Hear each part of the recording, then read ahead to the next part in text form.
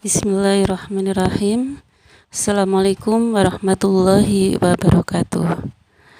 Pembahasan materi pada hari ini adalah tentang penaklukan kota Mekah atau yang disebut dengan Fathu Mekah. Peta konsep materi Fathu Mekah yang akan kita bahas ada 3. Yang pertama adalah sebab-sebab terjadinya Fathu Mekah. Yang kedua, faktor-faktor keberhasilan Fathu Makkah, dan yang ketiga, Haji Wada. Peta konsep pertama yang akan kita bahas adalah tentang sebab-sebab terjadinya Fathu Makkah. Fathu Makkah atau pembebasan Mekah merupakan peristiwa yang terjadi pada tahun 630, tepatnya pada tanggal 10 Ramadan 8 Hijriah, di mana Nabi Muhammad SAW beserta 10.000 pasukan bergerak dari Madinah menuju Mekah dan kemudian menguasai Mekah secara keseluruhan tanpa adanya pertumpahan darah sedikit pun, sekaligus menghancurkan berhala yang ditempatkan di dalam dan sekitar Ka'bah. Tidak lama setelah perjanjian Hudaybiyah, suku Bani Bakr menyatakan diri kesetiaannya kepada kafir Quraisy dan suku Khuza'ah menyatakan diri bergabung dengan kaum muslimin di Madinah. 2 tahun setelah itu, suku Bani Bakr dibantu kafir Quraisy melakukan serangan dan pembantaian kepada suku Khuza'ah. Peristiwa ini jelas menodai perjanjian yang telah disepakati bersama. Untuk itu, sekitar 40 orang perwakilan dari suku Khuza'ah mengadukan peristiwa tersebut kepada Rasulullah SAW dan meminta bantuan pasukan untuk menyerang Bani Bakr. Tetapi permohonan ini tidak begitu saja disetujui oleh Rasulullah SAW dan meminta mereka menunggu saat yang tepat untuk menyelesaikan persoalan tersebut.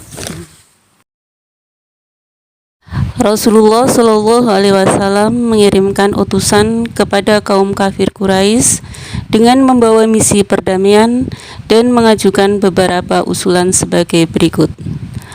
Pertama, orang Quraisy harus menghentikan persekutuan dengan Bani Bakr. Kedua, orang Quraisy harus mengganti kerugian atas jatuhnya korban dari suku Khuza'ah. Ketiga, orang Quraisy harus menyatakan pembatalan terhadap perjanjian Hudaybiyah. Dari ketiga usulan tersebut, kafir Quraisy memilih alternatif ketiga, yaitu menyetujui pembatalan perjanjian Hudaybiyah.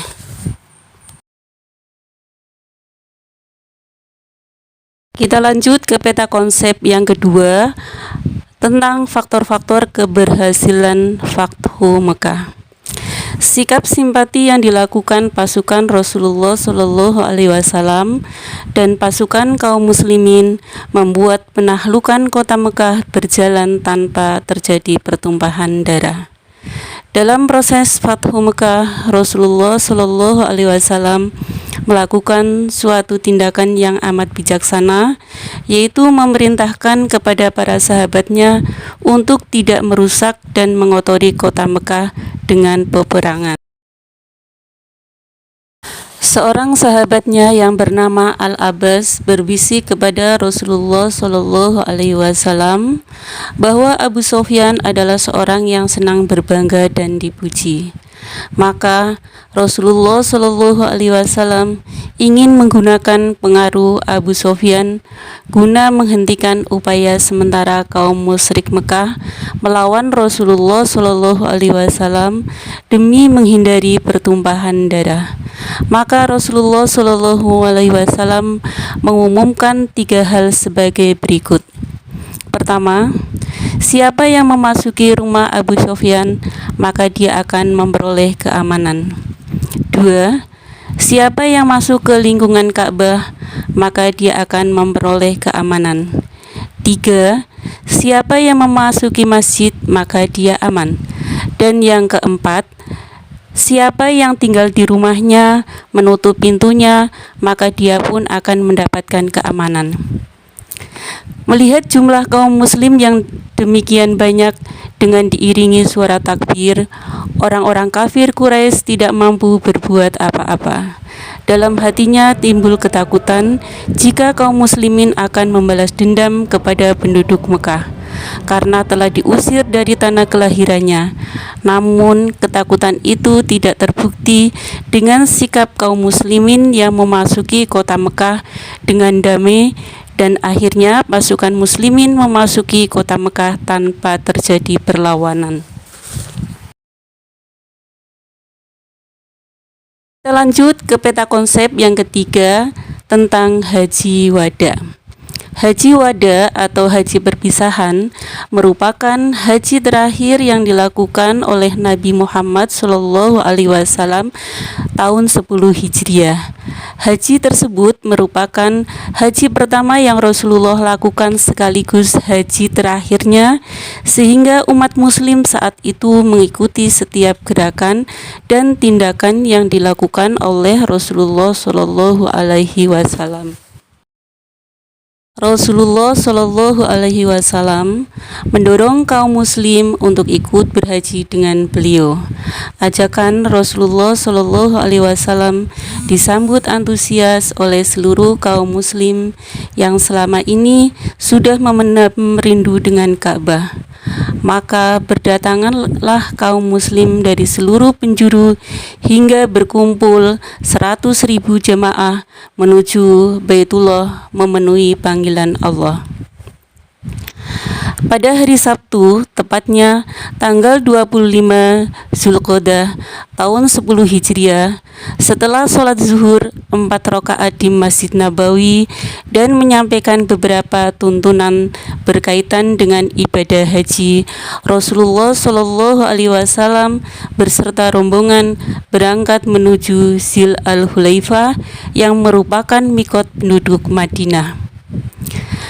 Pada hari ke-8 bulan Zulhijjah, yaitu bertepatan dengan hari Tarwiyah, beliau berangkat menuju Mina dan sholat 5 waktu di sana.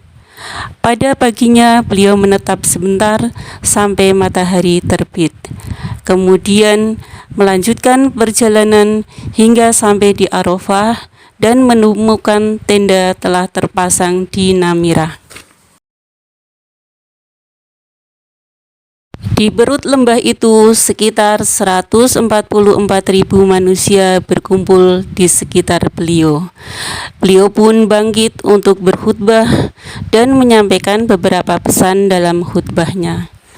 Pertama, janganlah berlaku kasar dan aniaya kalian semua manusia terhadap istri-istri mereka. Kedua, jangan menuntut balas pembunuhan di zaman jahiliyah dan jangan riba. Ketiga, jangan pula saling membunuh dan jangan menjadi kafir sepeninggal beliau. Dan berpeganglah pada kitab Allah Subhanahu wa Ta'ala dan sunnahnya supaya tidak tersesat. Keempat, sesungguhnya tidak ada nabi setelahku dan tidak ada umat baru setelah kalian. Kelima, hendaknya semua kaum muslimin saling bersaudara, tiada berlebihan satu kaum dengan kaum lainnya kecuali ketakwaannya. Keenam, tunaikanlah zakat kalian dengan lapang dada. Ketujuh, berhajilah kalian ke Baitullah. Dan yang kedelapan, patuhilah pemimpin-pemimpin kalian, niscaya kalian masuk surga. Haji Rasulullah Shallallahu Alaihi Wasallam ini selain dikenal dengan nama Haji Wada, dinamai juga beberapa nama lainnya, antara lain Hajat al-Islam, karena ini adalah haji Rasulullah Shallallahu Alaihi Wasallam yang pertama dan terakhir sesuai dengan tuntunan Islam. Sebagaimana haji itu juga yang menjadi rujukan kaum muslim dalam melaksanakan ibadah haji yang sedikit atau banyak berbeda dengan haji kaum musyrik. Nama lain dari Haji Wada adalah Hajat al-Balagh atau haji penyampaian. Karena dalam khutbah Rasulullah Shallallahu Alaihi Wasallam ketika itu, salah satu yang beliau tanyakan kepada jamaah adalah, apakah aku telah menyampaikan, yakni ajaran Islam. Jawaban ini beliau inginkan agar menjadi saksi di hari kemudian bahwa memang beliau telah menyampaikan ajaran. Secara khusus, أعوذ بالله من الشيطان الرجيم بسم الله الرحمن الرحيم والمنخنقة والموقودة والمتردية والنطيحة وما أكل السبع إلا ما ذكيتم وما ذبح على النصب وأن تستقسموا بالأزلام ذلكم فسق اليوم يئس الذين كفروا من دينكم فلا تخشوهم واخشون اليوم أكملت لكم دينكم وأتممت عليكم نعمتي ورضيت لكم الإسلام دينا فمن اضطر في مخمصة غير متجانف لإثم فإن الله غفور رحيم Shadaqallahul azim. dari materi tentang Fathu Mekah ini, kita bisa mengambil ibroh atau hikmah atau pembelajaran yang bisa kita terapkan dalam kehidupan sehari-hari, baik di masa sekarang maupun di masa mendatang. Hikmah pembelajaran yang bisa kita ambil antara lain, yang pertama, untuk mencapai tujuan mulia, bersikaplah lemah lembut dan tidak frontal. Kedua, Fathu Mekah meninggalkan kesan positif penduduk Mekah terhadap pribadi Rasulullah Shallallahu Alaihi Wasallam khususnya dan kaum muslimin pada umumnya.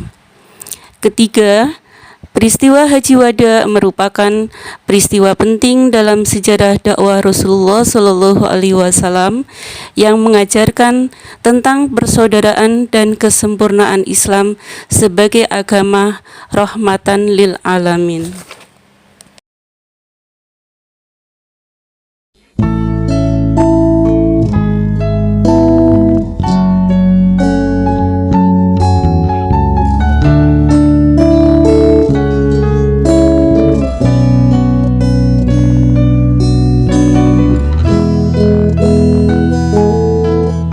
Demikianlah pembahasan materi pada hari ini tentang Fathu Mekah. Kita akhiri dengan bersama-sama membaca Alhamdulillahirabbil alamin. Wassalamualaikum warahmatullahi wabarakatuh.